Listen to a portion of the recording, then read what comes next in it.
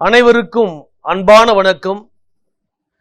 இன்று இறைமகன் இயேசுவின் பிறந்த நாளை பேரின்பத்துடனும் பெரு மகிழ்ச்சியுடனும் உற்சாகத்துடனும் அக்களிப்புடனும் ஆரவாரத்துடனும் உலக மக்கள் அனைவரும் கொண்டாடி மகிழ்கின்றார்கள்.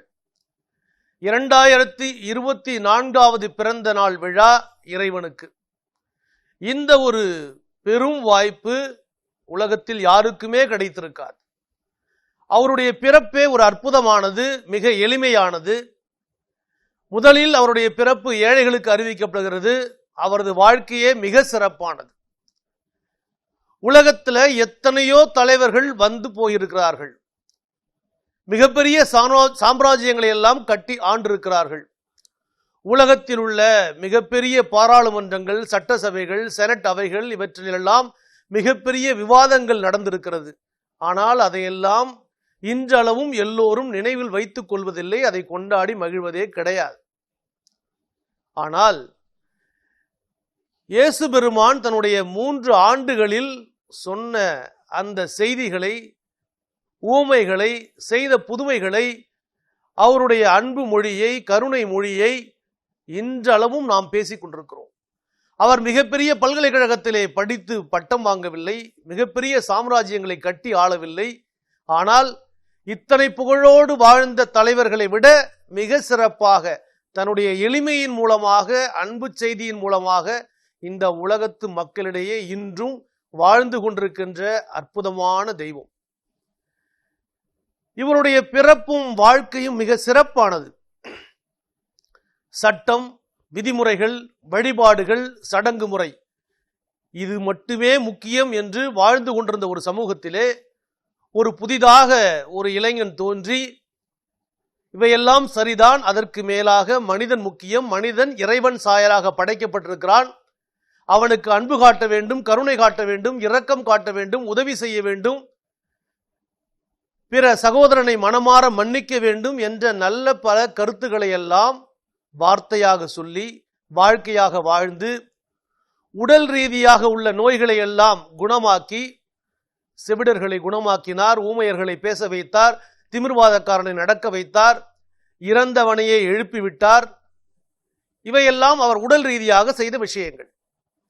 நாம் பார்க்கிறோம், இயேசுநாதர் சிறு குழந்தையாக இருந்த பொழுது வளர்ந்து வருகின்ற வரை 30 வயது வரை தன்னுடைய தாய்க்கும் தந்தைக்கும் கீழ்ப்படிந்து அழகாக தந்தையினுடைய வேலையை செய்து வந்தார் என்று சொல்லி 30 வயது வரை தச்சு வேலையிலே உளியை கொண்டு மரங்களை செதுக்கிய அவர் 3 ஆண்டுகள் எதை செதுக்கினார் தெரியுமா? தன்னுடைய சொற்பொழிவின் மூலமாக, வாழ்க்கையின் மூலமாக மனித மனங்களை செதுக்க ஆரம்பித்தார். ஆச்சரியம் கலந்த வாழ்க்கை. 3 ஆண்டுகள். இன்று இத்தனை நூற்றாண்டளவும் பேசிக்கொண்டே இருக்கிறோம். அதுதான் அவருடைய வாழ்க்கையினுடைய சிறப்பு. இன்னைக்கு கிறிஸ்துமஸ், பலவிதமான கொண்டாட்டங்கள், ஏகப்பட்ட அலங்காரங்கள், ஆடம்பரங்கள், இவையெல்லாம் தேவையா என்றால் அது ஒரு பக்கம் ஒதுக்கி வைத்து கேட்கப்பட வேண்டிய கேள்விக்குறி. அதை தவிர்த்து இந்த வழிபாடுகளை எல்லாம் வாழ்க்கை முறையாக மாற்றுங்கள் என்று சொன்னார். நீங்கள் ஸ்டார் கட்டுங்கள், அதிக செலவு பண்ணி குடில் வையுங்கள், எதை வேண்டுமானாலும் செய்யுங்கள், ஆனால் ஏழைகளுக்கு இரக்கம் காட்டுங்கள், பிறருக்கு உதவுங்கள், அதுவே மிகப்பெரிய உதவி என்று சொன்னார். இந்த கிறிஸ்துமஸ் விழாவிலே நாம் தெரிந்து கொள்ள வேண்டிய, அறிந்து கொள்ள வேண்டிய மிக உயர்ந்த பண்புகள் இயேசுவிடம் ஏராளம் தாராளம் இருக்கிறது. அவற்றில் அன்பை பார்ப்போம், கருணையை பார்ப்போம், மன்னிப்பை பார்ப்போம். இறைவன் நமக்கு கொடுத்திருக்கிற இந்த வாழ்க்கைக்கு நன்றி சொல்லுவோம். அன்றாடம் நன்றி சொல்லிக்கொண்டே இருப்போம். இறைவன் நம்மை ஆசீர்வதித்துக் கொண்டே இருப்பார். அவருடைய வாழ்க்கை உணர்த்தியது இதுதான். மனிதனை மனிதனாக பாருங்கள். மோசே கொடுத்த 10 கட்டளையை சுருக்கி சொன்னார்.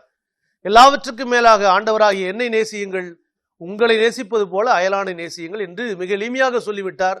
ஆனால் அது ஒரு கடினமான காரியம். அதை வாழ்க்கையிலே முயற்சி செய்து பார்ப்போம். வழிபாடுகள், சடங்குகள் அவசியம் தேவை வாழ்க்கையை நெறிமுறைப்படுத்த.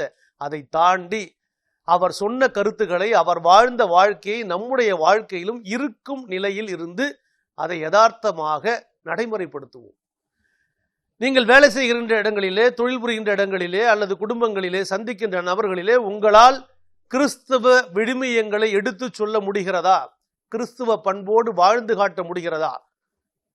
எல்லா விதமான தவறுகளையும் செய்துவிட்டு ஆலயம் சென்றுவிட்டு அமைதியாக வேண்டுவதிலே அர்த்தமில்லை என்பதை ஆண்டவர் மிக தெளிவாக சொல்லுகிறார்.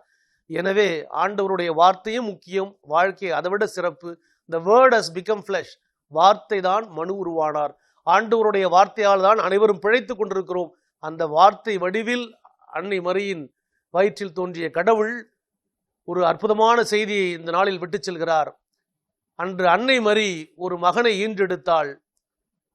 ஆண்டவர் இயேசு நம்மையும் பாவத்திலிருந்து மீட்டெடுப்பதற்காக வந்தார். இறுதியாக ஒன்றை விட்டு சொல்லுகிறேன், அன்பு நண்பர்களை கேளுங்கள். இயேசுநாதர் என்பவர் ஒரு கட்சி தலைவரோ மத தலைவரோ ஒரு நாட்டுக்கு மட்டும் தலைவரோ கிடையாது. உலக இரட்சகர், உலக மீட்பர்.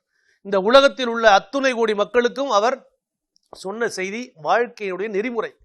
எனவே கிறிஸ்து என்பவர் கிறிஸ்தவர்களுக்கு மட்டும் சொந்தம் கிடையாது என்பதை ஆணித்தரமாக உறுதியாக சொல்கிறேன். அவருடைய வாழ்க்கை முறையும் அவருடைய வார்த்தைகளும் உலக மக்கள் அனைவரும் அமைதியாக, நிம்மதியாக, மகிழ்ச்சியாக வாழ்வதற்குத்தான் சொல்லப்பட்டவை. எனவே அவர் உலக இரட்சகர், உலக தலைவர், உலக மீட்பர்.